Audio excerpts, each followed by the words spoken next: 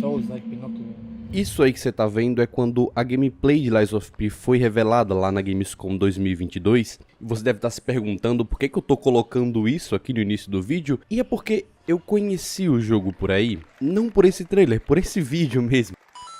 E assim que eu vi isso eu falei, mano, eu preciso comprar esse negócio que vai sair ano que vem. Chegou 2023... eu baixei a demo e falei, meu Deus, eu preciso comprar isso aqui quando sair.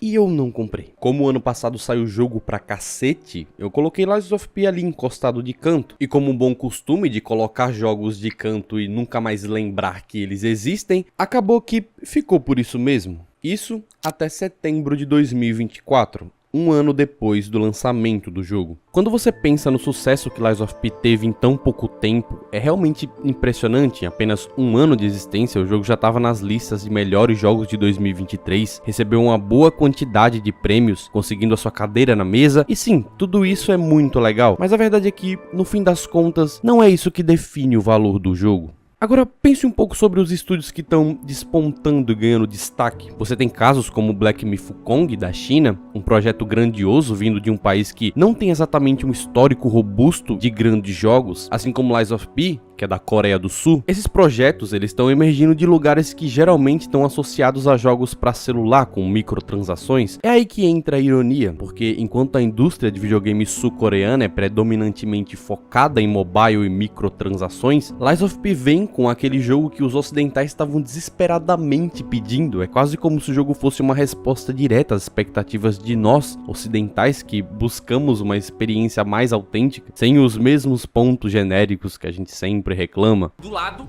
tinha um outro polidense e a mulher assim, ó.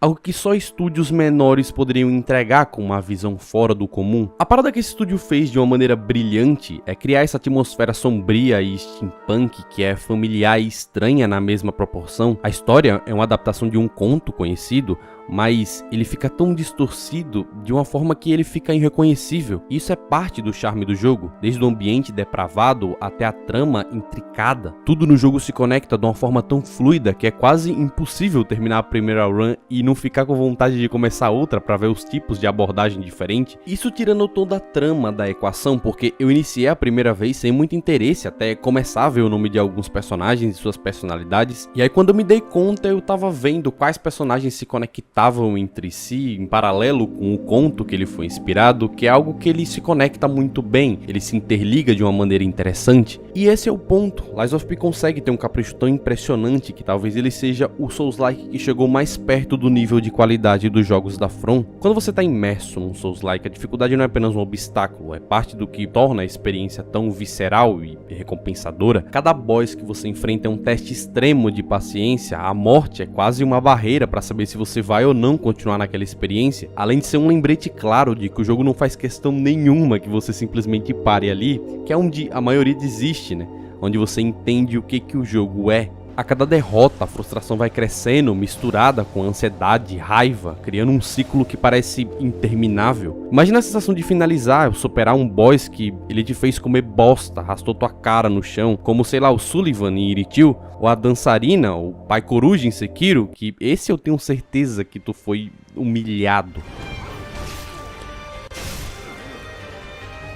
Esse aqui, se não me engano, eu tenho que tomar. Assim que você derruba aquele boss, você não sente apenas a satisfação de ter vencido uma luta difícil, é o alívio de ter vencido suas próprias limitações. Esse sentimento de raiva, estresse e incapacidade misturados que você só quer passar do boss pra parar de sentir isso, é como se esses sentimentos depois fizessem sentido, porque quando você finalmente vê ele no chão, a sensação de realização é indescritível. É um misto de euforia, orgulho, sabendo que você superou um obstáculo que parecia quase impossível. É essa experiência crua e intensa que transforma o ato de derrotar um boss em algo memorável. É o momento que você se sente verdadeiramente realizado e conectado com a jornada que o jogo propõe. E o motivo de eu estar falando isso tudo é que quando o Souls-like começou a virar um gênero menos bolha, principalmente depois de Elden Ring, alguns devs viram ali uma oportunidade de criar histórias que fossem realmente interessantes de se entender, atrás de um modelo de gameplay que já tem uma aprovação popular e que é, acima de tudo,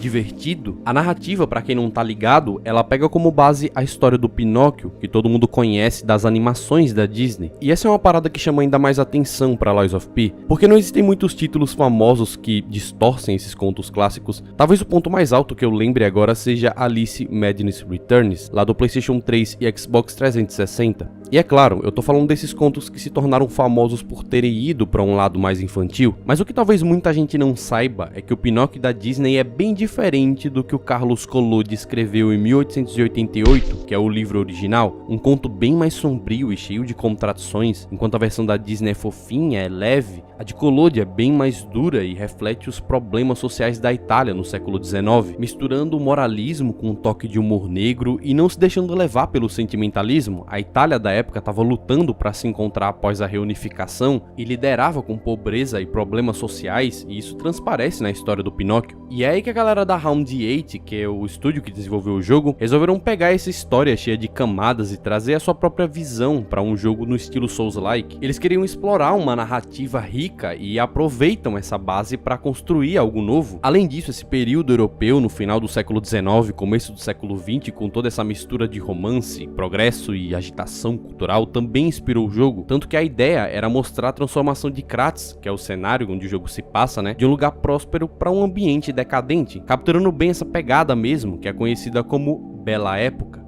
O diretor mencionou que foi um desafio equilibrar tudo isso sem comprometer a gameplay. Eles até pensavam em incluir o mundo aberto, opções de multiplayer, mas eles acabaram focando no que faz um Souls-like brilhar, que com certeza foi a melhor opção possível. E como a equipe também gostava muito do gênero, isso acabou se refletindo nas mecânicas, na dificuldade e na própria maneira de contar a história. Eu ainda acho que ele vai além, incorporando essa coisa melancólica do Souls sobre não perder a humanidade em um mundo onde isso já não existe mais, em todo o âmbito do projeto. A gente tá falando de um mundo onde a humanidade foi substituída por seres artificiais, e é como se essas carcaças fossem mais do que apenas peças de metal e engrenagens. Eles vão manifestando algum tipo de alma que busca algo que eles não sabem exatamente o que é. O jogo mergulha nessa ideia de como algo não humano reage ao fato de começar a ter sentimentos, e como isso consequentemente leva a eles buscarem tanto uma identidade quanto um significado. E essa discussão, ela não é nova. Esse tema atravessa a história do entretenimento, desde lá do cinema mudo, quando saiu Metrópolis, ali na década de 20, que explorava já essa questão das máquinas tentando entender o que são essas coisas que o ser humano sente, que afetam o seu humor, a sua maneira de falar, de se comportar, algo que Blade Runner de 82 incorporou muito bem, com os replicantes lutando por reconhecimento como seres conscientes, o que veio abrindo as portas para o clássico de 2001,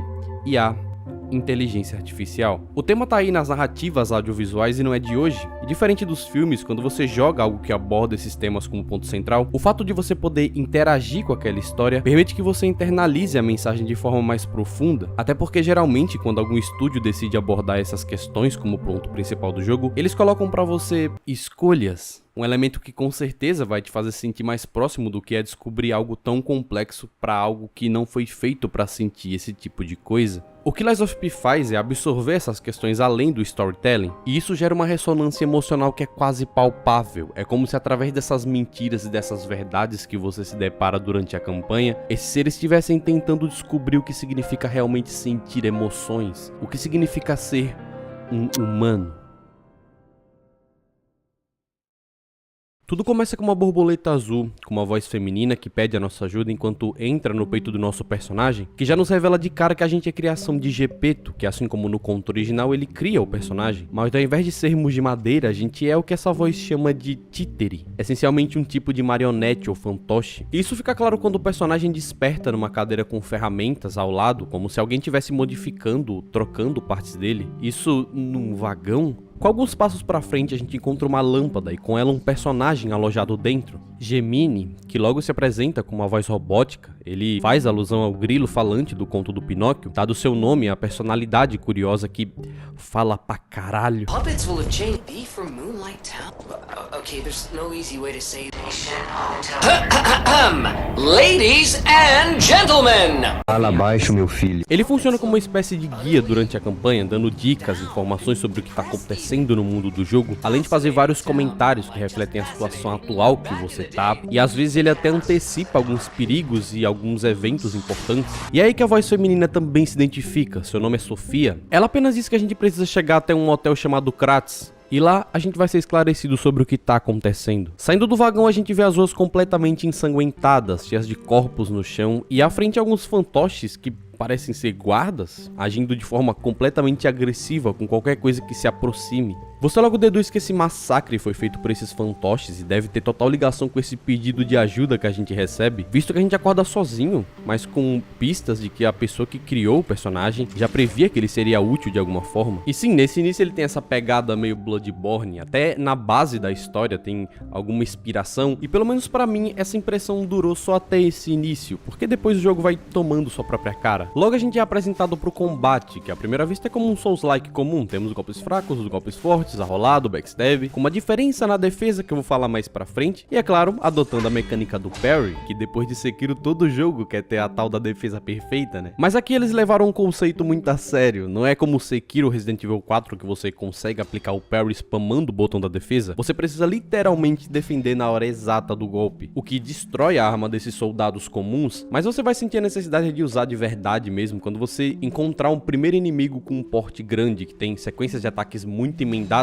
com um alcance muito maior, porque isso dificulta você desviar dos ataques e esquivar. Você não só quebra a arma desse tipo de inimigo quando executa o parry, mas você também abre a postura dele para efetuar um crítico. E a gente vai abordar mais do combate lá na frente, porque ainda falta mecânicas para serem implementadas no todo, já que toda essa primeira parte serve como um tutorial de combate do jogo para que você se familiarize com ele. Mais na frente a gente encontra um cara vendendo alguns itens, e lembrem desse rosto aqui. Ele fica surpreso de encontrar alguém ali ainda, e ele pergunta se a gente não sabe que a organização caiu, mas não revela que organização é essa. Quando ele vê que você quer passar pro outro lado, ele apenas sugere que você compre alguma coisa nele para enfrentar o que tá mais na frente. E é claro, te deseja sorte, porque você vai precisar.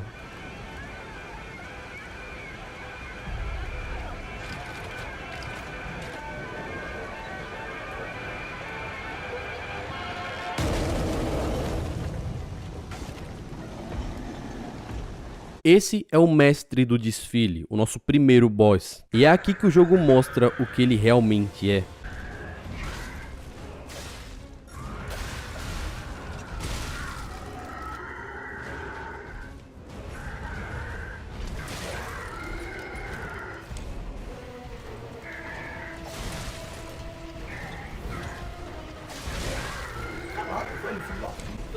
Eu sei, é complicado. Você precisa aprender boa parte dos movesets do boss enquanto aprende a mecânica do parry, que vai servir muito aqui para enfraquecer a postura dele e consequentemente diminuir a vida do boss muito mais rápido. Assim que ele é derrotado, ele fala alguma coisa que a gente simplesmente não entende e fica por isso mesmo, parece ser uma língua diferente. O curioso é que antes da boss fight a gente encontra um panfleto de uma apresentação desse títere. Tudo parecia tão inofensivo, quase nostálgico, um convite amigável para uma apresentação de um títere de desfile que foi feito para entreter. Mas como algo que foi feito para trazer alegria se tornou uma ameaça tão agressiva, o contraste desse panfleto é a fala de Sofia quando a gente se aproxima da boss fight, que ela fala sobre um títere de desfile perigoso. A gente chega no hotel de Kratz, mas os títeres eles não podem entrar no hotel, só que a gente é meio que um títere especial, diferenciado, e por isso a gente tem a capacidade de mentir, coisa que um títere comum não consegue por causa de algo chamado de Grande Pacto, que englobam 4 leis que os títeres são obrigados a seguir. Todos os títeres devem obedecer aos comandos do seu criador. Títeres não podem ferir humanos. Títeres devem proteger e servir aos humanos da cidade de Kratz. Títeres não podem mentir. Em diversos momentos a gente precisa fazer a escolha de mentir ou falar a verdade, e isso vai impactando em algumas situações do jogo, nada muito significativo, mas a mecânica ela vai se provando interessante, visto que é um jogo do Pinóquio. O sistema de defesa do hotel pergunta se a gente é um títere ou um humano. Respondendo humano, a gente entra no hotel, para descobrir que isso só foi o prólogo do jogo. Todo esse conteúdo foi na verdade a demo que eles disponibilizaram um pouco antes do lançamento, o que aumentou ainda mais o hype na época, afinal a gente sabe como essa indústria funciona. A quantidade de material que a dona da IP revela antes do lançamento funciona quase como um termômetro do potencial daquele projeto, e se eles soltaram 2 horas de gameplay é porque eles tinham a plena confiança de que o jogo estaria impecável. E foi dito e certo. Se tu jogou pelo menos a demo, tu vai ver que o jogo se diferencia bastante da série Souls, principalmente na questão do Bloodborne que eu falei antes. Esses soldados aí do início, como eles são fantoches, eles atacam de uma forma meio robótica, o que faz todo sentido levando em consideração o que eles são, e o Funky Black Cat mostra muito bem como é isso. Mano.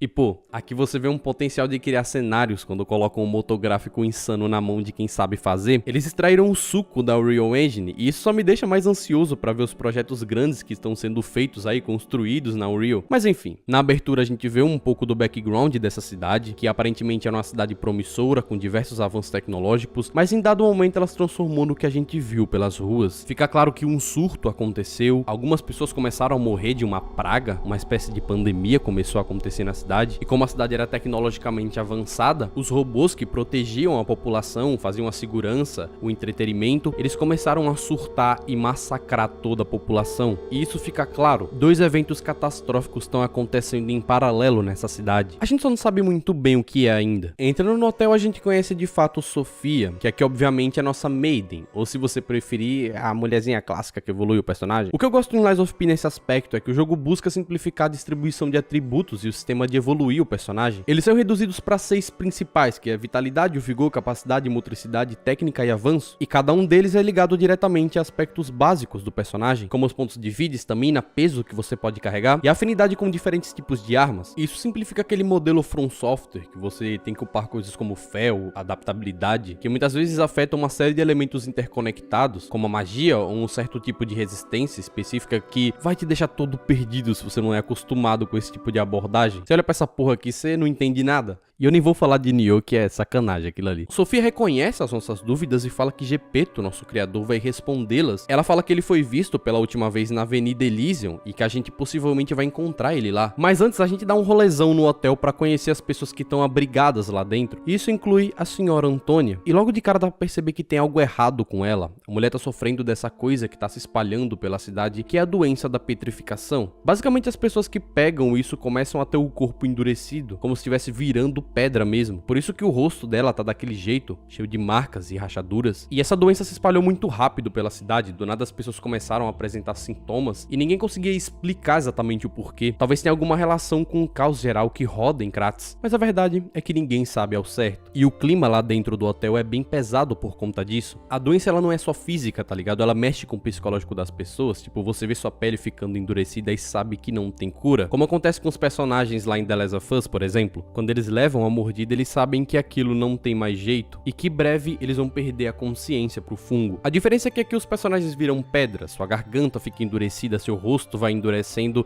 e deve ser uma sensação terrível. Mas é claro, não só tem ela no hotel, ela tem um mordomo que também é um títere e vende itens pra gente, e a Eugene, que é a nossa ferreira basicamente. De cara, quando a gente fala com ela já nos dá algo que Geppetto deixou, que é o braço legionário. E sim, parece que vai vir na mesma pegada do braço protético de Sekiro, foi o que eu pensei inclusive, mas eles têm finalidades um pouco diferentes. Por mais que os dois tenham esse combate mais incisivo, eu sinto que aqui em Lies of P ele é mais necessário. Direto você vai estar precisando e necessitando de usar o braço em diferentes situações, e sem contar que ele é mais simples do que a prótese Shinobi em praticamente tudo, até na questão de evoluir essas habilidades do braço. E é claro, eu não tô falando que o braço legionário de Lies of P é melhor do que a prótese Shinobi de Sekiro, nem de longe. É apenas que o braço legionário ele é mais necessário. Eu sinto a necessidade de usar ele com muito mais frequência do que as ferramentas da prótese. E eu ainda vou falar de Sekiro nesse canal. Ah, mas eu vou fazer um vídeo de Sekiro. Eu não sei quando, mas eu vou. E outra simplificação que eu achei muito da hora é a personalização das armas. Você consegue juntar lâminas e cabos de armas diferentes para criar combinações próprias. Você tira o punhal de uma espada e coloca a lâmina de outra, e isso afeta diretamente os ataques que você executa. Dependendo da combinação, o alcance, a velocidade, o tipo de dano que você causa, eles mudam completamente. E isso até no especial, que aqui você tem tanto o especial do punho quanto da lâmina, que é chamado de ataque de fábula. Mano, sério, dá pra criar umas combinações muito interessantes e que ainda é intuitivo, não é algo complexo, não exige de você uma alfabetização pra criar essas combinações, e dá pra fazer umas coisas muito engraçadas também. Aí vai de você testar as lâminas, os cabos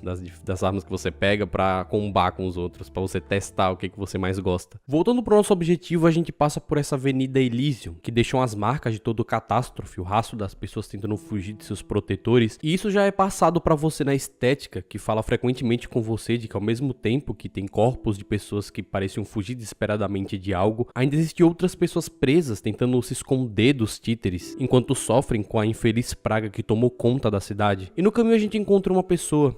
Não vemos o seu rosto, ela apenas lamenta que você não é um amigo dela, que era quem ele queria por perto para passar seus últimos momentos de vida, nem que seja ouvindo, conversando com essa pessoa. Mas na frente a gente encontra uma mulher com uma situação parecida, ela já tá cega e tá clamando pelo seu filho que tomaram dela para colocar em quarentena, e ela implora para que você resgate ele. Você tem a opção de dar um boneco de um bebê na esperança que isso a conforte nos seus últimos momentos de vida, ou simplesmente dizer a verdade, que ela não vai ver o bebê dela novamente. É dessa maneira que o jogo te faz compreender o que essas pessoas que moram nessa cidade estão passando no meio desse caos. A gente vê e vive de perto seus dramas finais, a situação deplorável e triste dessas pessoas nos seus últimos dias de vida trancadas esperando uma morte iminente. E a única coisa que elas querem nesse momento é passar os seus últimos dias com as pessoas que elas mais amam. E talvez morrer com esse sentimento seja mais confortante.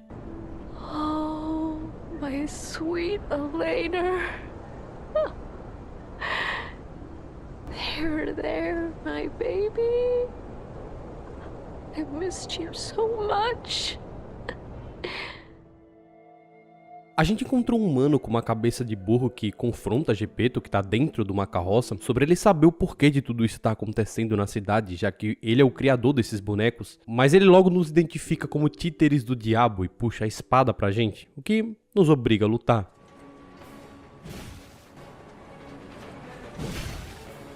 Kill you both, then street.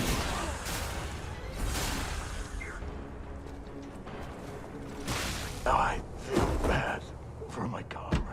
E até aquele momento a gente só tinha matado robôs títeres, mas essa é a primeira vez que derramamos sangue humano. Encontramos Gepeto, que se mostra feliz em nos ver e fala que entende porque as pessoas o culpam por toda a catástrofe, que é o que ele chama de frenesi dos títeres, que é justamente essa bagunça que os títeres estão fazendo. E é interessante o Gepeto reconhecer que as pessoas culpariam ele por ele ter criado essas coisas, o que indica que talvez ele soubesse que algo assim poderia acontecer, tipo que os títeres perderiam a noção do que é proteger e do que é atacar, como se eles tivessem desaprendido a diferença entre amigo e inimigo. Então frenesi é essa manifestação meio doida de decadência geral, sabe? Como se a corrupção moral da cidade tivesse afetado até os robôs. Mas antes dele dar mais informações pra gente, ele fala que não é uma boa hora pra conversar naquele momento, e logo nos dá a chave da prefeitura pra que a gente parasse o títere que é o vigia de lá. Esse títere aí, ele foi feito pra manter a ordem, garantir a segurança nas proximidades da prefeitura. E sério, a cutscene de apresentação dos bosses desse jogo são incríveis. Eles fizeram questão de caprichar em cada entrada de um boss. O vigia da prefeitura de Kratos é um exemplo marcante de como um títere começa a exibir sinais de emoções, apesar de serem meras máquinas. Originalmente ele foi projetado para proteger a cidade, mas sofreu danos graves após uma sobrecarga na sua bateria, que acabou destruindo boa parte do seu corpo e dos seus sistemas internos. Embora ele já tivesse destinado a ser descartado, ele ainda foi usado para testes, talvez na esperança de evoluir a tecnologia através dele. Curiosamente, apesar dos danos e do seu estado deteriorado, o vigia continuou desempenhando a função que ele foi programado para fazer, mas como um toque especial, ele nunca esqueceu das crianças que viam ele como um amigo e gostavam dele. Isso é algo que se destaca na descrição do chefe, onde a gente vê que ele ainda guardava um boneco que as crianças fizeram para ele, mostrando o impacto emocional que esses títeres tinham sobre as pessoas de Kratos, e também que esses títeres estavam começando a desempenhar algo próximo de emoções. E um amigo que o menino da janela mencionava era justamente esse títere, tanto que assim que a gente derrotar o boss e ir na casa do menino, a gente assovia lá e ele fica muito feliz, que ele acha que é o vigia, porque o vigia que fazia esse barulho, mas como ele não pode nem sequer enxergar por conta da doença, ele só agradece. Esse aqui eu passei um sufoquinho na primeira vez. Pô, o bicho assusta você com esses ataques que ficam todo elétrico, voando e os caralho. Mas aqui a gente já tem os espectros que você invoca antes da arena do boss com um fragmento de estrela pra te ajudar na fight, que é uma opção. E deixa o jogo bem menos estressante, que vai por mim. A não ser que você tenha o famoso eguinho, né?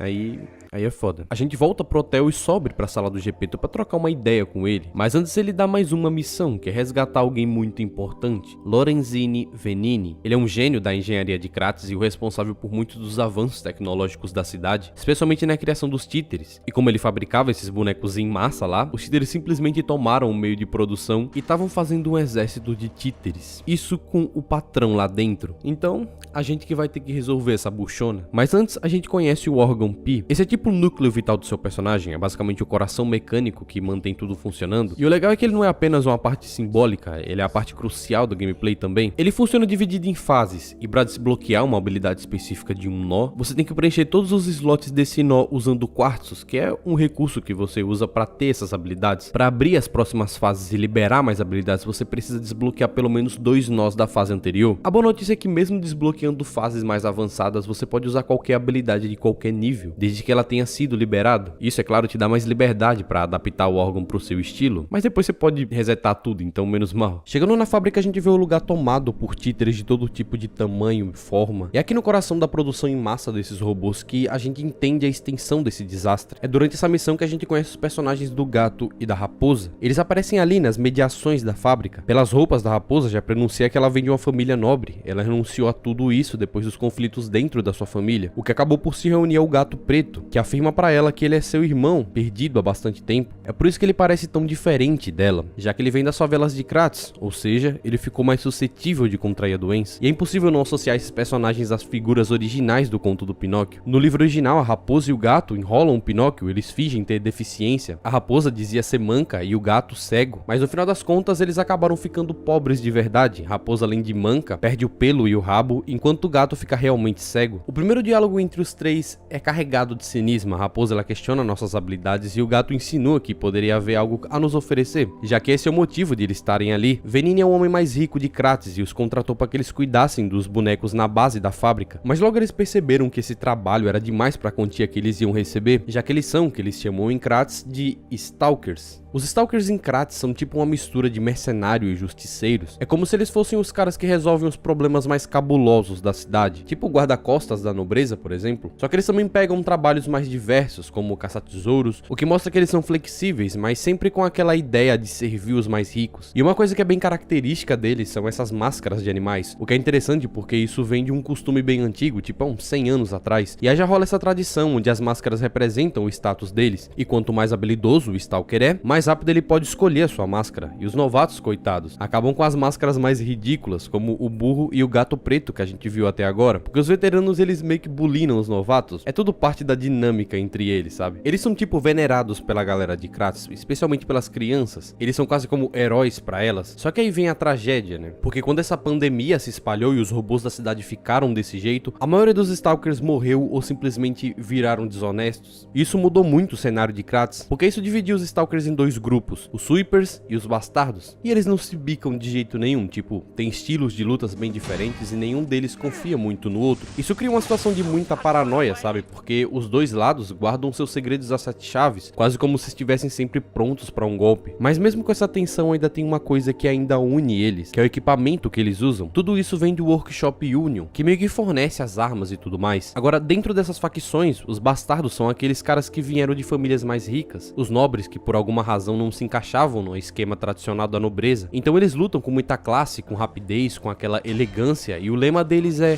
honra ou nada. Então tudo que eles fazem gira em torno dessa ideia de manter a honra acima de tudo. Enquanto os Sweepers, eles são totalmente o oposto. Eles vêm de áreas mais pobres, dos becos e vielas, então o estilo deles é bruto, implacável, sem frescura. Tipo, eles vão pra cima e não tem muita paciência pra coisa fina. O lema deles é: nós sempre pagamos o que é devido. E isso mostra muito do senso de lealdade e dívida que eles carregam, sempre honrando os compromissos deles de uma maneira bem direta. Em algum momento esses dois deixaram suas respectivas facções e começaram a trabalhar juntos, independentes. Eles estavam tentando juntar uma grana para deixar Kratos, até que o gato preto ficou doente, contraindo a doença que se espalhou para os seus olhos, e agora esse é o objetivo da dupla: curar o gato preto, ou tentar amenizar a doença dele, se possível achar uma cura, e a gente ainda vai trombar com eles por aí.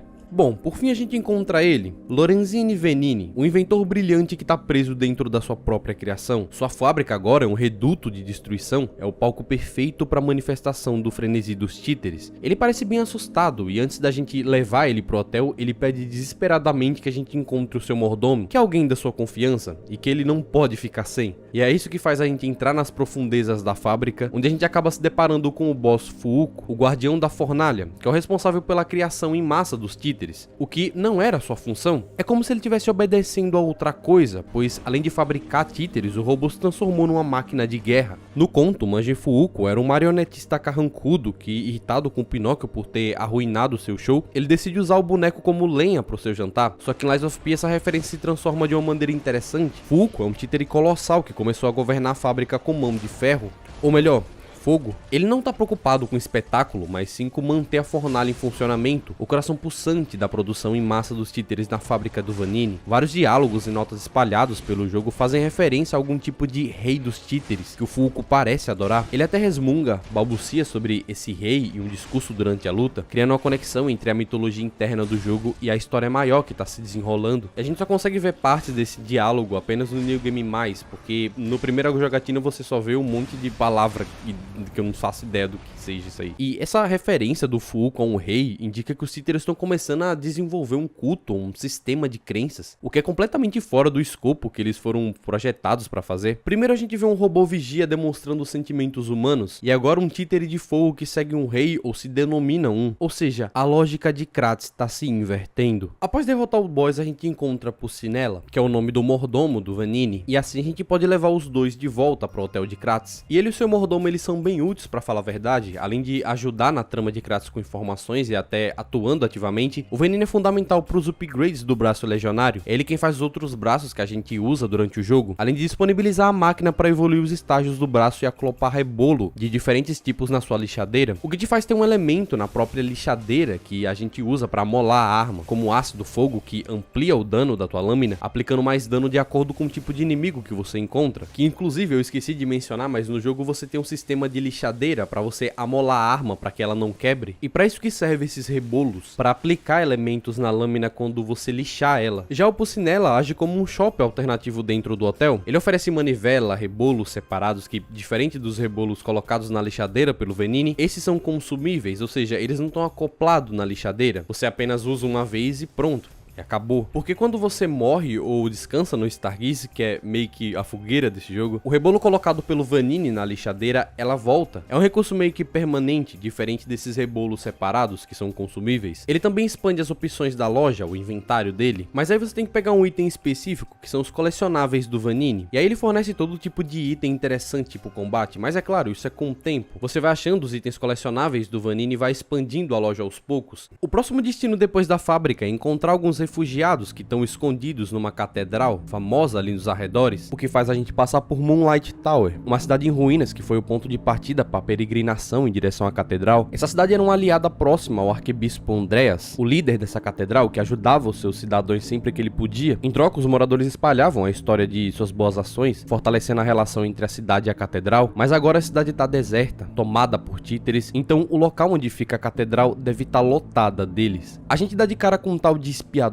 antes da gente subir pro teleférico que vai nos levar pra catedral, e ele basicamente fala que a catedral já era. Ninguém que foi pra lá voltou, se transformando em umas coisas completamente bizarras chamadas de carcaças, que parecem ter sido pessoas que sofreram algum tipo de mutação a partir da doença da petrificação, o que deixa elas irracionais, além de consequentemente ficarem mais fortes e se moverem mais rápido do que os fantoches, por exemplo. Dessa vez não são apenas robôs, são também mutantes de certa forma, infectados. E a primeira coisa que a gente vê na ponte da catedral são eles se matando com os títeres, mostrando pra gente que os dois são algo completamente diferentes e que nem de longe eles estão do mesmo lado. Por isso que eles só vivem se matando entre si, principalmente quando eles estão no mesmo ambiente, eles simplesmente ignoram você e começam a bater um no outro. Mas no meio desse cenário apocalíptico aí, a gente ainda tem sobreviventes. Gianjo é um deles, um suposto farmacêutico que se autoproclama o salvador. Ele tava atrás de umas tais moedas de ouro, achando que isso poderia curar ele de alguma forma, já que ele também contraiu a doença da petrificação, apesar de ele não apresentar sintomas visíveis. O cara tem um conhecimento absurdo sobre alquimia, medicina, mas por enquanto ele vai ficar encostadinho aí. A gente vai falar mais dele mais pra frente, ele ainda vai aparecer. Avançando, a gente chega até a capela da Catedral de Santo Frangélico, erguida com a ajuda dos alquimistas. Por isso os pisos de mármore dourado e a estátua gigante simbolizando o poder divino, com toda essa grandiosidade corrompida pela doença e pela devastação que ecoa os lamentos desses monstros à noite, extinguindo qualquer esperança de vida. A gente encontra uma mulher chamada Cecile, uma freira que servia ao arcebispo e uma das poucas sobreviventes. Ela luta contra a doença da petrificação e busca a marca sagrada, um símbolo de renovação espiritual, uma relíquia amaldiçoada que acabou deformando o arcebispo tanto fisicamente quanto espiritualmente. O arcebispo, ele era conhecido como um homem de coração generoso, tão devoto que muitos acreditavam que ele poderia ser a reencarnação do próprio Frangélico, o fundador da igreja que, segundo a história, ele teria sido escolhido por um anjo de uma asa. Incapaz de perceber o quanto estava se corrompendo, em uma cegueira moral, ele criou uma mentira convincente, alegando também ter sido escolhido por um anjo de uma asa, o que acabou sendo a sua ruína. Ironicamente, André se transformou naquilo que ele inventou, uma figura monstruosa que, embora ainda tivesse a aparência de um anjo de uma asa, não era nada além de uma casca vazia. Quando a gente enfrenta o Andrés no seu estado final, a gente consegue perceber que ele carrega um peso de arrependimento, desejando voltar ao tempo em que ele era guiado pelos seus hinos puros, antes que a ganância o consumisse. Parte desse arrependimento vem do seu envolvimento com os alquimistas. Como ele mesmo confessa em um diário, ele acreditava que os alquimistas eram uma maldição para Kratos. Ele os condenou como responsável por toda a calamidade que se abateu sobre a cidade, enquanto ele se considerava o salvador designado por Deus para proteger Kratos do seu destino. Só que essa crença ela parece cada vez mais frágil, já que os monstros que a gente encontra na igreja e os efeitos devastadores da sua aliança com os alquimistas mostra que ele estava longe de ser um herói. E o mais perturbador é que, apesar dessa fala sobre salvar Kratos, parece que ele estava apenas aprofundando os problemas de Kratos, talvez sem nem se dar conta mais. Derrotando Andreas, começamos a ver alguém absorvendo o ergo dos bosses que a gente enfrentou, mas não sabemos muito bem quem é, só dá pra ver as costas e uma máquina sugando esse ergo. Subimos até a biblioteca da catedral e encontramos um sujeito bem peculiar, com uma cabeça de cachorro, admirando o horizonte. Ele se apresenta como Alidoro, um caçador de tesouros famoso e afirma ser descendente de aristocratas, com baita conhecimento das ruínas e as relíquias de Kratos. Ele fala que a sua missão é ajudar as pessoas comuns, coletando esses tesouros e devolvendo-as para os seus verdadeiros donos, mas curiosamente, ninguém nunca viu o rosto por trás da máscara de cão de caça que ele usa. E como de costume, o nome Alidoro faz referência ao cachorro do conto original, que ele acaba salvando o Pinóquio de ser comido pelos pescadores verdes. O Alidoro então pergunta se a gente conhece algum lugar onde ele possa se refugiar, algum lugar limpo, confortável, civilizado. Como ele parece ser gente boa, a gente indica ele pro hotel de Kratos.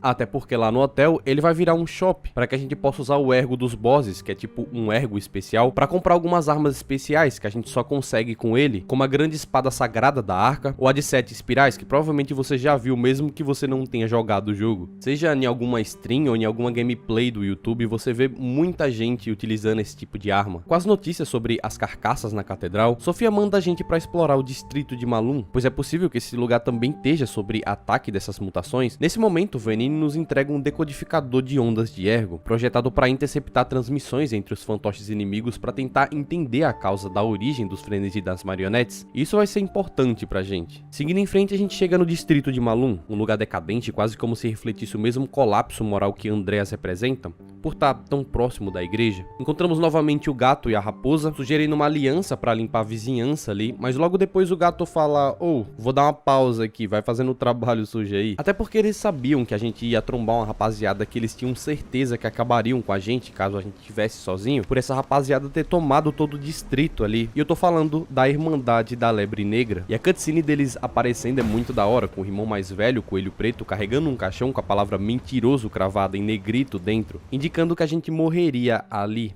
Onde também faz alusão ao coelho coveiro no livro, tanto os personagens quanto a cena, onde o Pinóquio se recusa a beber o remédio da fada azul, então ele convoca 4 coelhos pretos carregando um pequeno caixão para fazer Pinóquio acreditar que ele estava morto. A boss fight acontece com o irmão mais velho, sendo meio que o boss, e o resto fica ao redor, e eles meio que recebem dano como inimigos comuns. Eles sempre reagem ao dano que você dá, e eles tomam um backstab, por exemplo, e apesar deles lutarem juntos, o irmão mais velho se nega a recuar e acaba indo de F. Os irmãos restantes criam uma nuvem de fumaça e levam o corpo do irmão mais velho, jurando vingança, já que o negócio agora virou pessoal. Damn you. You'll pay for that.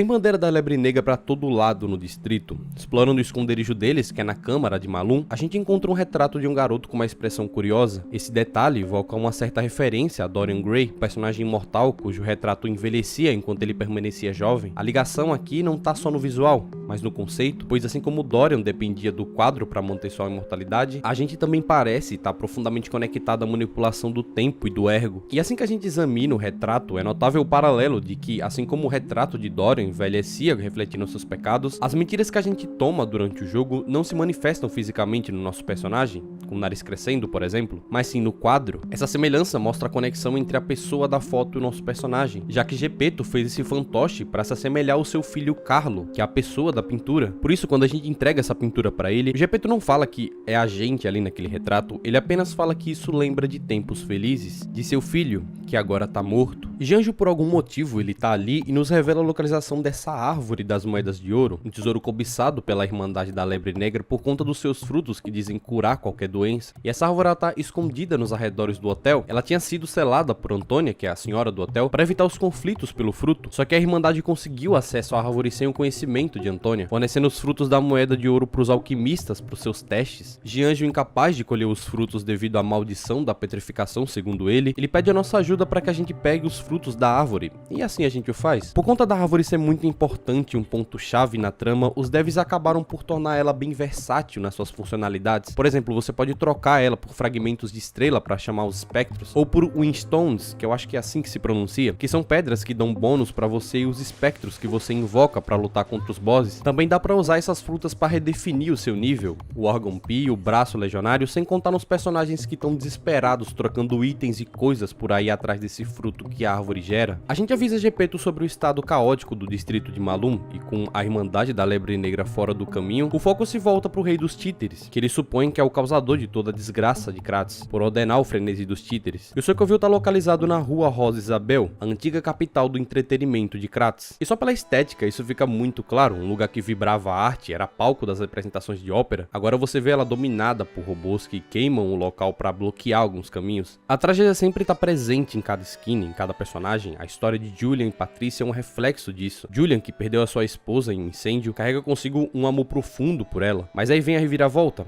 Ela era uma marionete. Quando você tem a escolha de mentir ou dizer a verdade sobre os sentimentos dela, a decisão é devastadora. Se você mente, você dá a Julian um último conforto, um alívio no meio de tanta dor. Aqui o jogo te força a confrontar essa linha tênue entre a esperança e a dura realidade, algo que tá em todo o clima do jogo. A gente encontra a Patrícia, que tem uma história igualmente trágica e cheia de ressentimento. Ela e a irmã, Adeline, sonhavam em ser grandes atrizes, mas esse sonho virou um pesadelo quando Adeline, com ciúmes, envenenou Patrícia, destruindo a sua carreira ao tirar sua voz, que era seu maior talento. Patrícia agora, como uma perseguidora, caça marionetes sem saber se sua irmã tá viva, infectada, aprisionada. O mais trágico aqui é que Patrícia dedica tudo o que faz em memória da sua irmã, acreditando que ela morreu. E é quando você mata a Patrícia e descobre que a Adelina tá viva, mas consumida pela doença da petrificação. É como se a justiça poética finalmente alcançasse ela. A Adelina, agora arrependida, tá à mercê da própria culpa, aguardando um fim que parece quase justo pelo que ela fez. Esses dois personagens mostram como Lies of P carrega essa atmosfera triste, onde buscar por humanidade, por redenção, amor, muitas vezes é sorrateada pela dor e pelas escolhas cruéis que os personagens fazem ou têm que enfrentar. O jogo constrói esse ciclo trágico em todos os cantos, sempre reforçando que no fundo, todos ali são apenas peças quebradas tentando encontrar sentido em um mundo desmoronando. E como a gente acaba encontrando esses personagens nos seus últimos momentos de vida, a gente acaba ouvindo eles dos seus arrependimentos e servindo como um certo consolo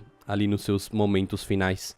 E é claro que, como essa é a capital do entretenimento da cidade, tinha que ter um palhaço, né? Chegando na casa de ópera, a gente é recebido com uma pedra enorme. E lembra que eu mandei guardar a imagem desse palhaço aí na cabeça? Então, é por causa desse momento aqui. Esse palhaço é uma das coisas mais irritantes desse jogo. É talvez o moveset mais chato desses bosses secundários. Eu guivei alguns dias da minha vida aqui nele para tentar memorizar os golpes desse arrombado. Porque quando é a tua primeira vez e você é um jogador de Souls-like, você provavelmente vai usar muito o dash, vai abusar disso, porque quase sempre dá certo. Até naqueles ataques vermelhos vermelhos que na teoria não teria como se defender, você ainda consegue se esquivar em alguns momentos, em alguns casos, mas aqui o jogo tira esse conforto de você. Esse palhaço é rápido, é forte, os combos dele são sempre focados no teu eixo. Ele até tem essa parada de baitar também, quando como ele prepara aquele ataque à distância e você chega perto achando que vai interromper, escapa fácil dele, só que aí a dele percebe que você tá chegando no alcance do ataque e muda completamente. Então tentar ir na ofensiva sem pensar é quase pedir pra tomar uma surra. E esquivar é suicídio. O que funciona melhor é aprender a acertar o parry. Você acaba causando mais dano e de quebra recupera um pulse charge, que são tipos extras de Dark Souls, né? Porque que você tem essa mecânica que acompanha o incentivo do combate. Quanto mais você consegue aplicar um bom dano no inimigo quando tá sem porção de vida, você ganha um. Isso dá uma vantagem enorme quando você acerta o time, porque basicamente você tá sendo recompensado por ser ofensivo e preciso ao mesmo tempo. Claro, você também pode ficar rodeando o pátio e esperar ele gastar o combo todo pra dar 1 ou 2 hits, mas sinceramente isso dá muito ruim no final das contas. Cedo ou tarde você vai acabar sendo encurralado. Não é só porque ele é gordo que ele é devagar. Isso aqui foi um inferno pra mim. Quando a gente chega no interior da casa de ópera, uma peça começa com o Geppetto arrancando o que seria o nosso coração e colocando no coração de outro títere. É como se ele quisesse dizer alguma coisa, mas aquilo parece tão irônico. Ele nos propõe uma aliança, tentando nos colocar contra Geppetto, mas é claro que a gente recusa, pois ele é a ameaça, a causa do frenesi. E é aí que começa a batalha contra o rei dos títeres. Essa é considerada uma das boss fights mais complicadas do jogo inteiro. Por mais que aparente ser só mais um boss enorme, lerdo, ele ataca muito rápido e sempre tem algum ataque onde ele te afasta pra logo te buscar, ou sempre fica se reposicionando pra conseguir ficar de frente pra você. No início são ataques fáceis, tanto pra desviar quanto pra usar o parry, mas no decorrer da luta ele vai abrindo o leque dos ataques, como nesse golpe onde ele catalisa o ar pra criar um ataque que pega uma área absurda, ou esse onde ele simplesmente cai no chão dando um ataque forte seguido de outro, estendendo os braços em área. E você não quer tomar esses ataques, porque você vai ficar na merda. Por isso que você vai precisar usar tudo o que você aprendeu durante o jogo, usando os dashes, executando os parries para quebrar a postura dele o mais rápido possível, com os ataques de fábula, e nas mínimas aberturas usar o poder do braço legionário, tudo para dar o máximo de dano e tomar o mínimo possível. Até porque a pior parte não acaba aqui. Ele cai, até que alguém sai de dentro desse Titanfall aí, revelando a verdadeira forma do rei dos títeres. Seu nome é Romeu, e é nesse espetáculo real com todo o cenário em chamas e a música épica de fundo que ele se impõe estendendo a foice pra gente e decretando a batalha que decide o futuro de Kratos. Os ataques dele são extremamente rápidos por conta da sua mobilidade no cenário, que às vezes é bem imprevisível. Às vezes ele joga a foice e busca ela, fazendo você tomar aquele tipo de golpe que você nem sabe de onde veio. Ali, quando ele tá na metade da vida mais ou menos, ele imbui a espada com fogo e executa uns combos que são gigantescos. E contando com o fato que você já utilizou todos os seus extos, você vai ser obrigado a defender no parry, principalmente por esse foco ofensivo que o combate incentiva, o que faz bastante sentido, visto o último grande obstáculo que a gente enfrentou, né? E se você tá jogando ainda, tá empacado nesse boss por algum motivo, aí vai uma dicasinha, você abusa dos arremessáveis, que aí você vai ver utilidades dele em uma boss fight como essa. Sério, salva muito. Quando a luta contra o Romeu acaba, o Geppetto tá do lado de fora esperando a gente, e fala que agora os títeres não tem um rei que dê uma direção pra eles. Andando nas ruas, a gente vê os títeres lamentando pela morte do seu rei, e mais uma vez a gente vê eles expressando mais uma condição humana, o luto.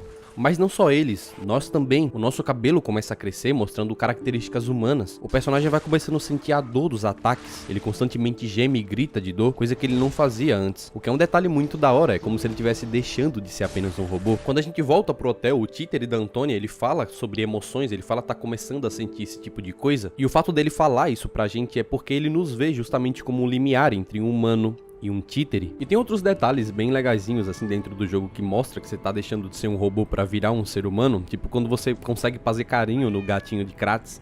Antes ele meio que te estranhava, te via como alguma coisa esquisita. A gente encontra a senhora Antônia no hotel e dá pra ver que ela tá num estágio muito avançado da doença da petrificação. Ela vive olhando pra esse quadro, apreciando a sua versão jovem, sem esperança nenhuma, apenas aguardando a morte dela, que é inevitável. Nesse momento o jogo deixa claro que agora o foco é resolver a questão da doença da petrificação. Tanto que logo quando derrotamos Romeu, o Geppetto já tá lá pra dar um rumo pra gente, pra descobrir se esses boatos que ele ouviu são verdadeiros, de que uma cura tá sendo feita pelos alquimistas, o que nos leva para a grande exibição.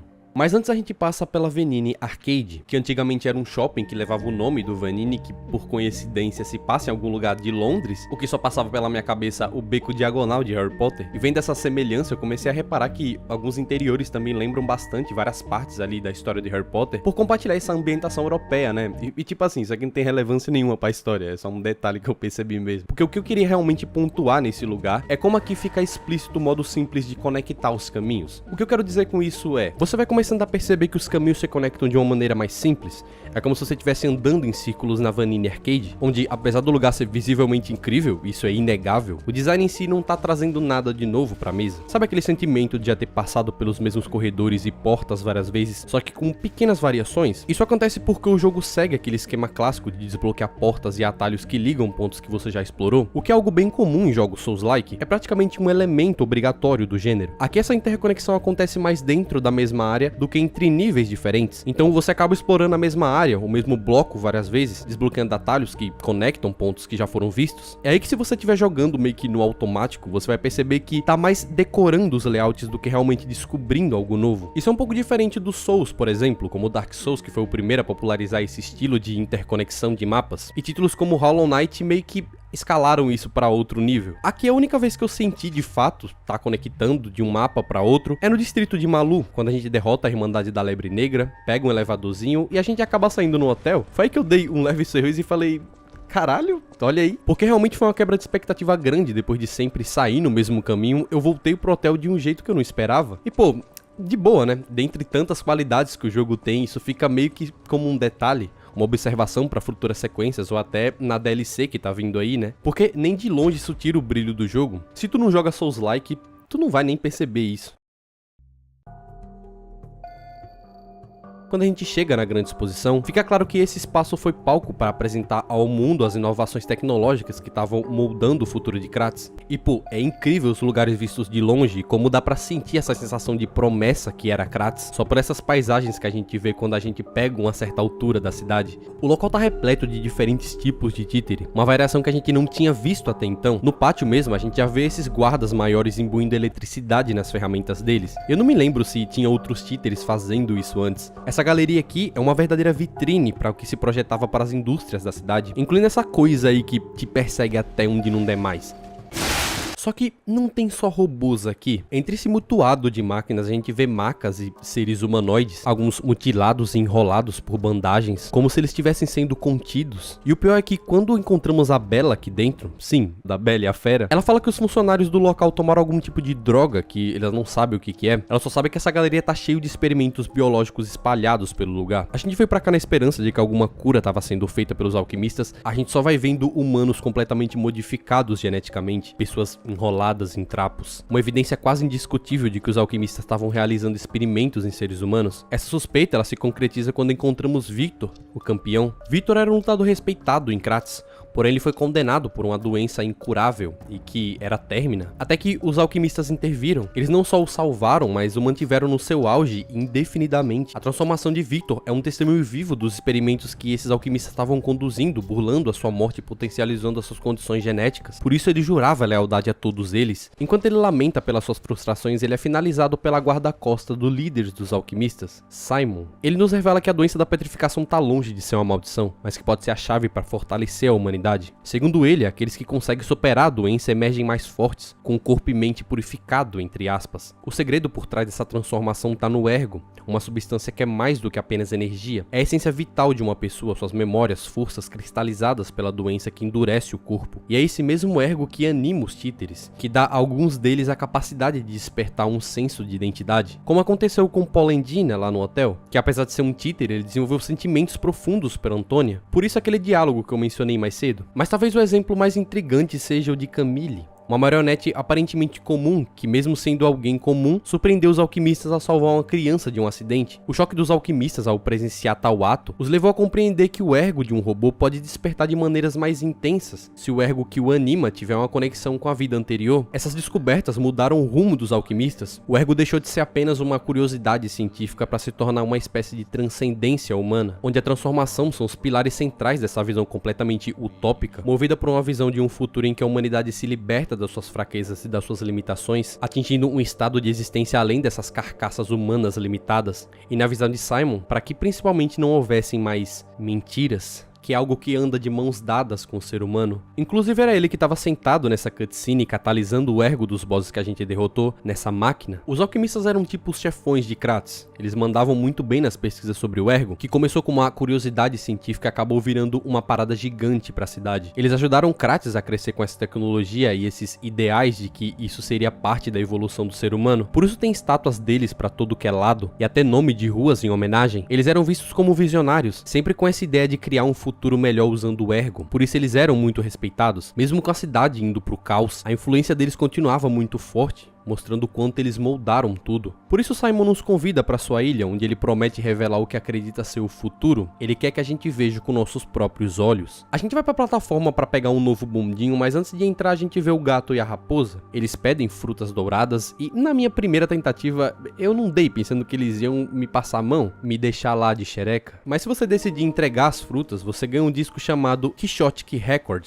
que são discos que você consegue colocar para tocar no hotel de Kratos. A letra reflete a essência do Dom Quixote, que é a luta incessável e muitas vezes absurda por ideais que o mundo considera loucura, mas que o personagem encara como sua missão heróica. Venin ele nos contata e explica que para chegar na ilha dos alquimistas, a gente precisa de um tipo de Golden Ergo, que pode ser encontrado no pântano árido. Mas antes de seguir, a gente volta pro hotel de Kratos e lá a gente conversa com Eugene, que nos pede para entregar uma luva de 4 dedos para Alidoro, que foi em busca de algo no pântano. E já que a gente vai para lá, a gente pode entregar para ele. A luva tem 4 dedos, porque segundo ela, a mão dele tem apenas 4 dedos e ela se lembra disso quando ele salvou ela uma vez. É meio que um agradecimento por isso. Então, a gente vai pegar, né? Quando a gente vai ver a situação da senhora Antônia, a gente vê que ela piorou. Segundo Polendina, ela perdeu a esperança ao descobrir que os alquimistas na grande exposição não estavam trabalhando numa cura. Então ele fala para que a gente procure um alquimista capaz de usar o fruto da árvore para criar um remédio. Bom, a gente não tem muito em quem confiar para fazer isso além do Gianjo, que já tem um fascínio particular pela árvore dourada. Ele consegue preparar algum tipo de antibiótico como a única opção. A gente dá o remédio para ela, na esperança que isso possa trazer algum alívio ou possa amenizar um pouco das dores da doença. Feito isso, a gente pode ir pro pântano. O pântano do Barão é exatamente o que o nome sugere, um verdadeiro pântano, porque tem que ter um, né? Mas ele também funciona como um depósito para os bonecos descartados que a cidade não utiliza mais. Dentro da caverna a gente vê um títere quebrado, que fica surpreso em ver alguém como ele, um semelhante que não é vinculado ao grande pacto por alguma razão, aquela ali que os títeres são obrigados a seguir. Ele fala que ele é odiado de títere a humano, e ele entende que isso é desprezo, ódio, e queria realmente aprender a sentir emoções, sentimentos. Ele fica viajando na ideia de poder sentir essas coisas. Ele vê os humanos como seres privilegiados por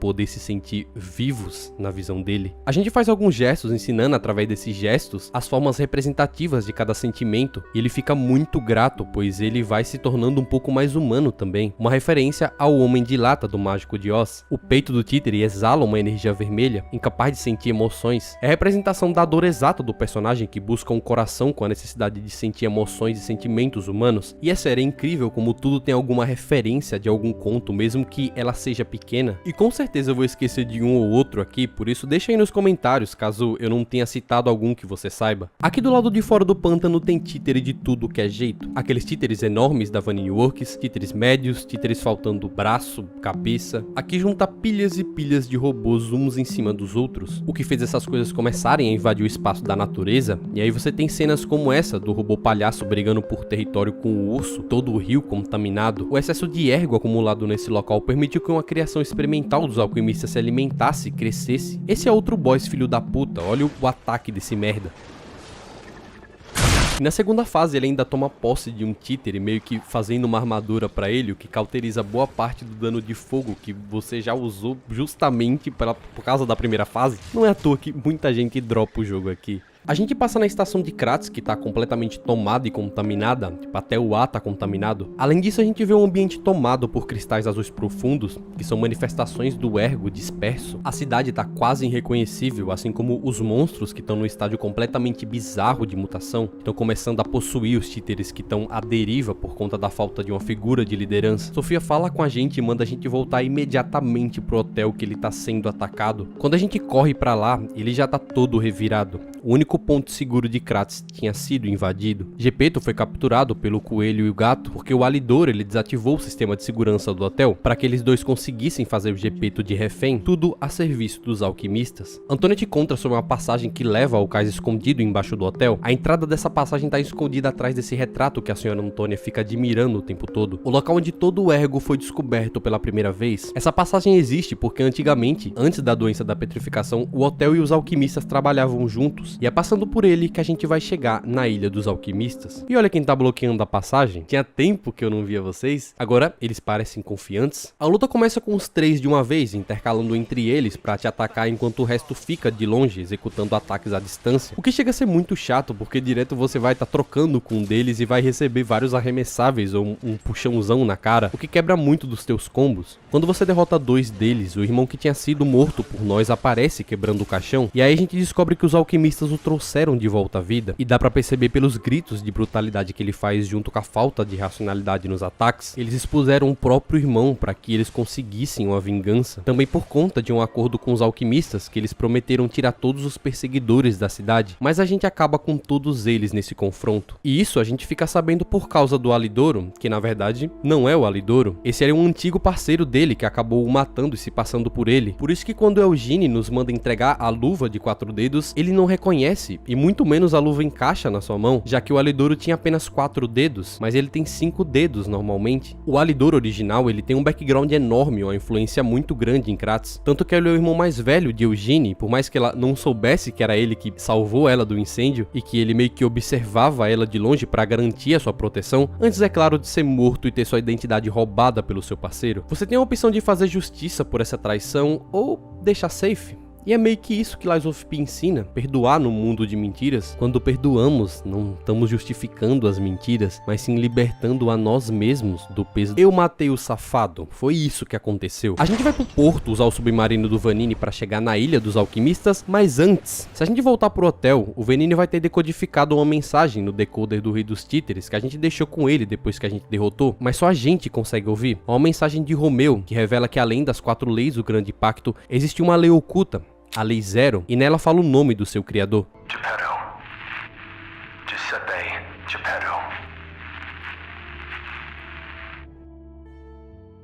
O Romeu nos chama de Carlo e fala que nós crescemos juntos e éramos amigos. Ele fala que tá fazendo de tudo pra conter a doença da petrificação e ele não entende por que a gente tá matando os títeres que ele tá mandando pra nos avisar. Sabe aquela língua estranha que a gente viu alguns bosses murmurando? Então, era Romeu tentando entrar em contato com a gente pra unir forças, que a gente tava do mesmo lado. E isso é representado por ele dando a mão pra gente antes da boss fight. Quando o Ergo desperta dentro de um fantoche, ele geralmente assume a identidade da pessoa a quem ele tava ligada, mas isso não rola com todos. No nosso caso, por exemplo, a gente tá desenvolvendo a nossa própria personalidade, ao invés de ter a de outra pessoa, apesar de termos o Ergo de Carlo, filho de Gepeto, preso na gente. Por isso Romeu sentia que ele era o seu melhor amigo, e a última coisa que ele queria era uma luta até a morte contra o seu amigo de infância. Pois é, a gente acaba descobrindo que a gente matou a maior força que a gente tinha como aliado, e é por isso que as coisas estão piores do que antes, e só o que resta fazer é cortar o mal pela raiz.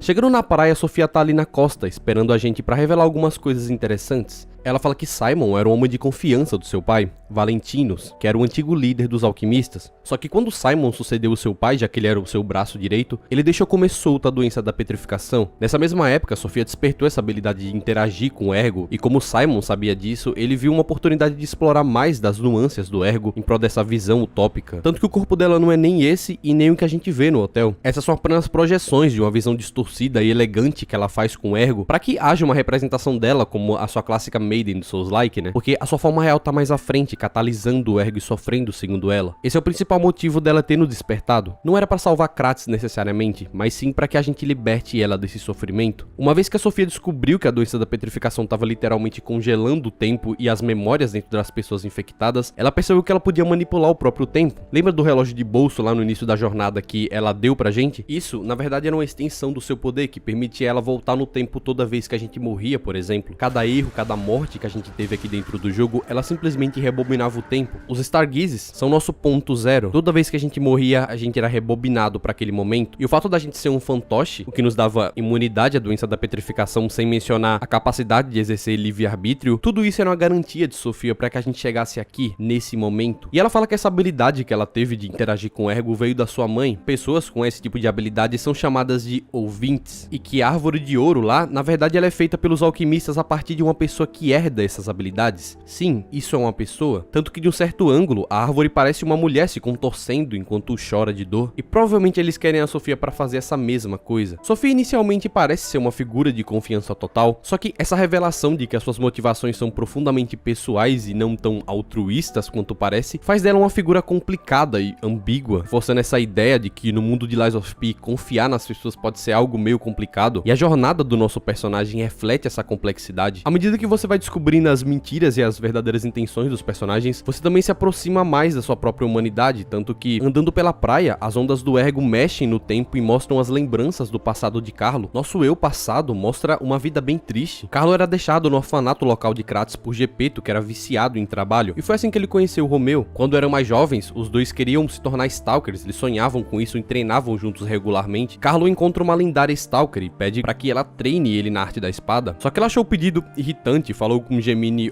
tira essa criança de perto de mim aqui.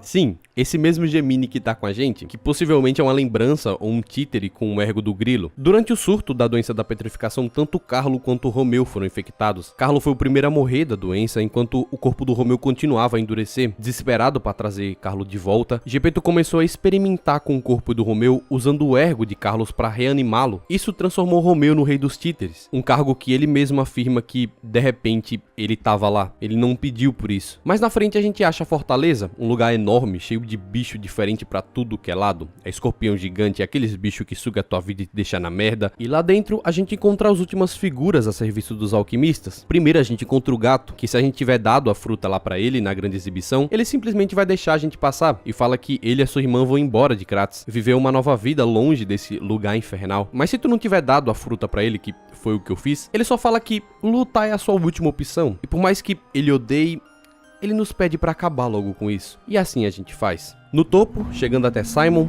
a gente é confrontado com um cavaleiro portando uma espada longa e uma armadura pesada. Aquela mesma figura que finalizou Vitor na grande exposição. Essa é Lexasia, a absoluta, o braço direito do líder dos alquimistas e o ponto mais alto da sua evolução, onde o seu único objetivo é proteger seu líder até a morte por gratidão de ser abençoada com o Elixir. Seu nome antigo era Adriana, parte dos alquimistas. Ela escrevia tudo o que Simon dizia para os outros alquimistas e tratava ele quase como uma figura divina. Ela falava que ele era acima de um deus e em algum momento, quando a galera dos alquimistas começaram a mexer com a doença da petrificação para tentar evoluir a humanidade, ela foi escolhida para receber o soro que transformou ela na primeira humana melhorada. É o famoso personagem pica com fortes convicções, onde alguém o encontra e dá um propósito para sua vida, fazendo assim ela ser eternamente grata a ponto de dar sua vida por essa pessoa. No primeiro estágio ela é bem tanquezão, os ataques dela são pesados, você vai quebrando partes da armadura dela, e no segundo estágio ela mostra sua capacidade de conduzir eletricidade atacando com uma velocidade anormal. E aqui foi uma das únicas vezes que eu quase dropei o game, porque alguns ataques dela vão ficando cada vez mais imprevisíveis por conta da velocidade que ela tem nesse segundo estágio. Ela rasga o chão, rasga o céu, e quando ela menos espera ela já te deu 3 combos e depois tá no alto de novo soltando raiozinho. Tipo, é bizarro. Ela tem um bagulho muito filho da puta, que é quando você quebra a postura dela, que de tanto boss que você já enfrentou, se torna natural ficar perto do boss quando você quebra a armadura dele pra conseguir executar o crítico, né? Só que quando você quebra a armadura dela, ela simplesmente dá uma rajada de choque em área, antes que você possa dar o ataque, que é pra justamente te baitar nessa ação automática que você já tá acostumado a fazer. O cérebro nem pensa, você só vai e acaba levando. Ao abrir a porta que ela tanto protegia, a gente vê a situação real da Sofia. E a primeira coisa que ela fala quando sente a nossa presença perto dela é: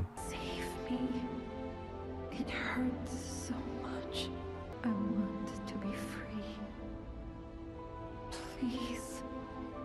Você pode optar por manter Sofia viva ou libertá-la desse sofrimento. Aqui, de qualquer forma, ela acaba morrendo, entre aspas, assim como acontece com a Lady Antônia. Não importa se você escolheu curá-la ou não, ela acaba morrendo do mesmo jeito, e a única diferença é que ela te dá uma carta agradecendo por ter feito seus últimos momentos felizes. Mais pra frente a gente vê a raposa, e se tu tiver dado fruto pra ela, ela vai entregar a máscara dela, que tem a descrição que o gato preto mentiu sobre ser o irmão dela, mas ela sabia disso e mesmo assim via como da sua família, por ter abraçado a sua causa e tratado como tal. Eles estavam buscando uma cura pro gato e iam sair de Krat juntos, o plano nunca existiu só de um lado. Ela nos diz que Gepeto tá bem e a gente vai achar ele intacto. Agora, a única pessoa que ela se importava de verdade não tava mais ali, e o que sobra pra ela é só a vingança. E mesmo sabendo qual seria o seu destino, ela saca a espada pra gente em honra ao seu irmão e com o desejo de encontrar ele de novo em algum plano astral, em algum lugar depois da vida. A gente encontra Gepeto, que já lamenta por nos ver naquela bagunça toda e diz que precisa se retratar com a gente, mas antes ele precisa de um último pedido. Uma última vez para que a gente resolva algo através da violência. A última ameaça. Simon. Quando a gente chega lá, ele tá admirando aquele ergo canalizado enquanto tá num processo de transformação. Ele já tá com o corpo inchado e gigante. Dá até pra ver que esse corpo limitado não tá aguentando todo esse ergo, mas ele não se importa. O objetivo dele é se tornar uma divindade, abandonando esse pedaço de carne limitado que, segundo ele, só traz desgraça pro mundo. Então, quando a gente fala dessa questão da imortalidade na história do Simon e de outros personagens em diferentes jogos, filmes, outros tipos de mídia, a gente vê que essa ideia já foi explorada de tantas maneiras que acaba perdendo um pouco do impacto. Porque toda vez que aparece alguém querendo se tornar imortal ou transcender a condição humana, parece que a gente já sabe onde isso vai dar. Tipo, o cara vai fazer um monte de coisa horrível ou se transformar em algo monstruoso. Ele vai percebendo que essa busca por poder ou imortalidade só trouxe destruição, solidão. Não é uma jornada nova. E no caso do Simon, apesar de todo o contexto dele ser interessante, com a coisa dos experimentos do pai dele, os alquimistas e essa habilidade de ler mente, que parece mais uma maldição do que um dom. E a gente vê isso no diálogo com uma cobaia na parte de baixo da fortaleza,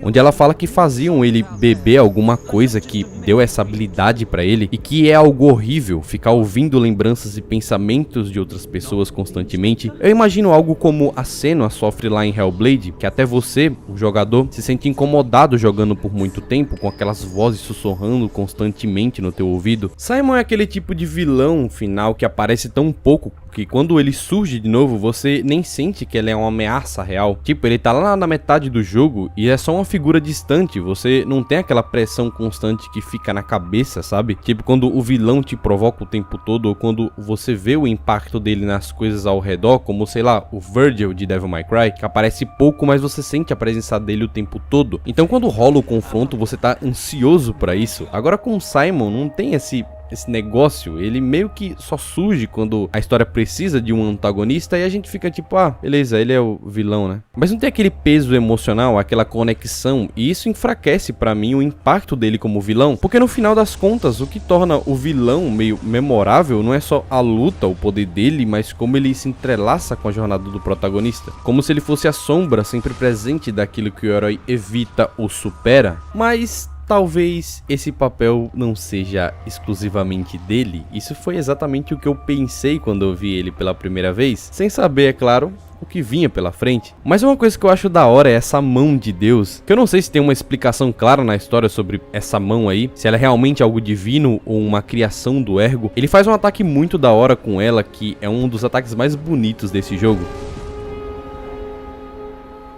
Após a derrota de Simon, a gente desce e chegando lá embaixo, Gepeto tá lá, esperando. Ele começa a falar daquele jeito todo confiante sobre como ele pode te transformar num menino de verdade usando esse tal de braço de Deus. Mas para isso acontecer, ele precisa do teu órgão P, que é basicamente o teu coração, a fonte do teu poder. E aí vem a escolha, a última escolha. Se você dá o coração para ele, você simplesmente cai no final ruim. Direto, porque basicamente você morre e o Gepeto nem perde tempo, ele já usa o seu coração em outra marionete, assim como o Romeu tentou nos avisar, e passa geral no hotel, todas aquelas pessoas que sabiam demais e poderiam estragar os planos dele, então ele substitui todo mundo por títeres. é um clima sombrio, e a verdade é que você foi apenas mais uma peça no plano dele. Mas se você recusar entregar o órgão Pi, aí o Gepeto perde a calma e vai tentar meter o louco pra pegar na força mesmo. É então que ele começa a controlar um títere, que na real a gente descobre que ele foi feito a partir do cadáver do Carlo. Esse boneco foi a primeira tentativa fracassada de trazer Carlo de volta à vida, mas não deu certo porque o ergo do boneco estava desestabilizando e ele poderia se destruir. Então o Gepeto decidiu selar o boneco e focar em criar algo melhor, algo mais eficiente. Foi aí que veio você, Pinóquio, o projeto que ele finalmente achava que ia funcionar. E o lance mais sombrio é que, para acelerar esse processo, ele provocou o frenesi dos títeres, fazendo com que a maior parte da população de Kratos fosse massacrada. Ele basicamente jogou todo mundo debaixo do ônibus para trazer um filho de volta à vida. Um filho que ele mesmo abandonou. Simon e os alquimistas eram um empecilho nesse plano, assim como Romeu, e é por isso que Gepeto te manipula para acabar com ele, te fazendo acreditar que ele era o causador do frenesi, o seu melhor amigo. Por isso Gepeto transformou ele no rei dos títeres. Gepeto queria que Romeu controlasse todos os fantoches de Kratos para matar a população e pegar ergo suficiente para trazer Carlo de volta à vida. Mas Romeu não só manteve suas memórias, como se revoltou contra Gepeto. Ele decidiu proteger a humanidade e lutar contra a doença da petrificação e os planos do próprio Gepeto. E aí que Gepeto criou essa Lei Zero, uma regra secreta que dava a ele o controle total sobre os fantoches, prevenindo que isso poderia acontecer. Por isso, ele começou o frenesi, e toda a culpa do massacre foi jogada em cima do Romeu. Ele tenta mandar mensagens pra você durante o jogo pra explicar a situação e impedir que vocês não lutassem, mas por causa da manipulação de Gepeto, você acaba matando todos os mensageiros do Romeu. Quando você derrota Simon e Romeu, Gepeto fica confiante, acreditando que nada mais podia impedir ele de trazer o seu filho de volta. Mas é nesse momento que tudo se revela, e você percebe que todo o caos que rolou em Kratos, todo o sofrimento, foi por causa dele, por causa desse desejo insano de reviver Carlo. Então, independente do final que você escolha, o peso dessa revelação sempre fica apesar dos sinais, porque o Gepeto era o vilão o tempo todo, manipulando tudo por trás das cortinas, enquanto você lutava achando que estava fazendo certo, coberto de mentiras.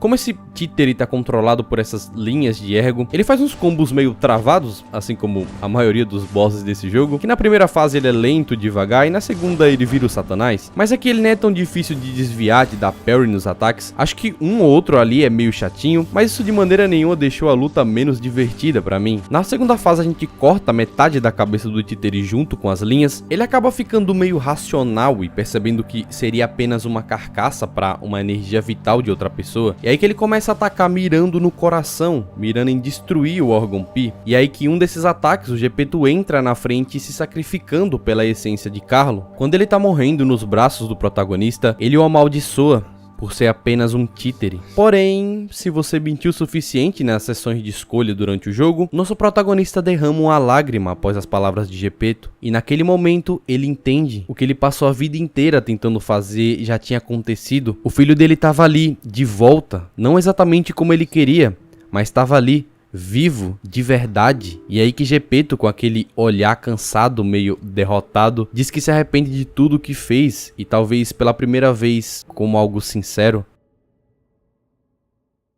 Se lá quando a gente encontra a Sofia a gente escolhe dar paz pra ela, a cena vai continuar com o Pi andando ainda em choque, se aproximando de uma figura meio familiar, um boneco de cabelo azul. É Sofia, ou pelo menos vai ser? Ele transfere o ergo dele pra essa nova forma dela, e aí do nada ele desmaia de exaustão, enquanto ela renasce e segura ele nos braços num gesto misturado de alívio, tristeza. É aí então que a cena vai escurecendo, dando aquele tom melancólico de que as coisas talvez tenham chegado a um fim, mas não sem deixar marcas profundas em quem sobreviveu. E caralho, esse final é muito confortante. A gente sempre fala que os lugares nos videogames contam histórias, mas muitas vezes é só fachada, sem muito peso. Cenário cheio de prédios, ruas abandonadas que muitas vezes nem geram nenhum interesse no lugar. É quase como se eles fossem gerados para cumprir tabela no jogo, porque tem que existir. Em Lies of P isso é muito diferente. Eu terminei recentemente The Last of Us e, sem sacanagem, eu senti uma imersão parecida quando a gente fala de ambientes. Mano, sente a vibe de um desses takes aí que eu gravei para fazer esse vídeo.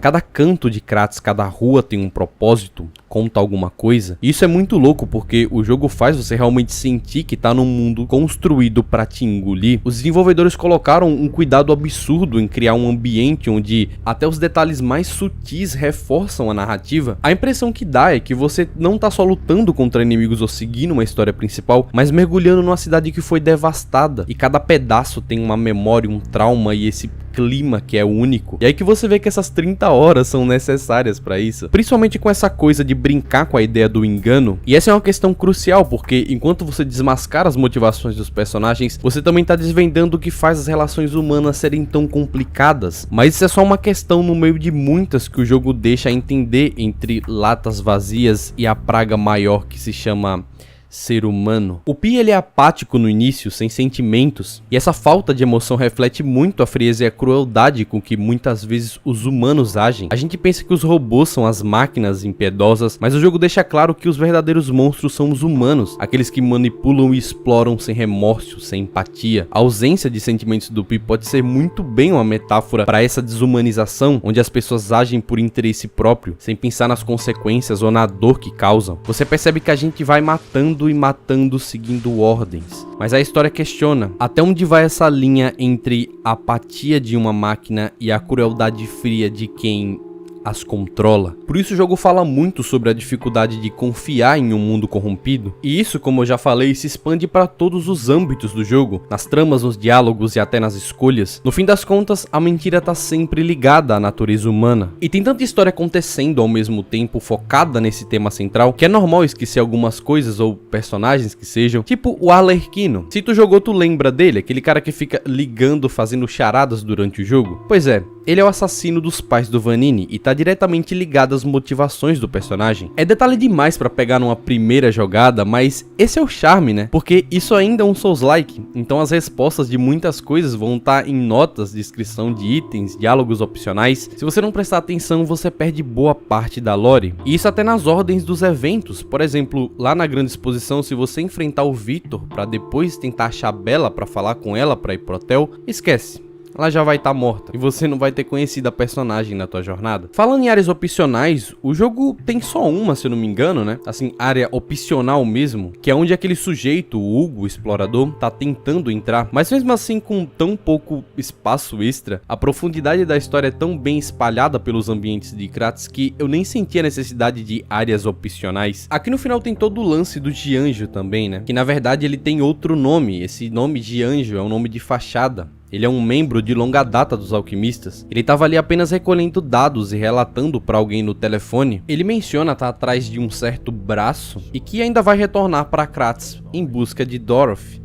Sim, a do Mágico de Oz, que a gente vê ela chegando em Kratos na cena pós-crédito, que provavelmente vai ser o conteúdo da DLC, que tá prevista para agora, no final de 2024. E pelo tempo que a gente sabe que eles estão trabalhando em algo a mais para Lies of P, eu imaginei que ele sairia como aniversário de 1 ano do jogo, mas o negócio é que a gente não tem ainda nem data confirmada. Eu queria deixar um espacinho para falar dos chefes desse jogo, porque, caralho, cada um tem uma apresentação impecável, e até os subchefes são bem trabalhados. Geralmente eles têm seus movesets próprios e a abordagem do combate deles tem as suas próprias particularidades. Por exemplo, a Patrícia, que defende os ataques como se tivesse num duelo real, e isso reflete também na rejogabilidade. Como eu já falei, você termina uma run e já tá pensando na próxima, porque sempre tem uma combinação de arma que você só descobre lá no final, e isso faz você querer começar tudo de novo. E por esses motivos que Lies of P não é só um mero Souls-like que fez sucesso pela dificuldade, ele realmente teve um capricho fora da curva para que ele fosse marcante, acima de qualquer Souls-like não From Software. Eu comecei a dar uma importância nas escolhas que eu fiz,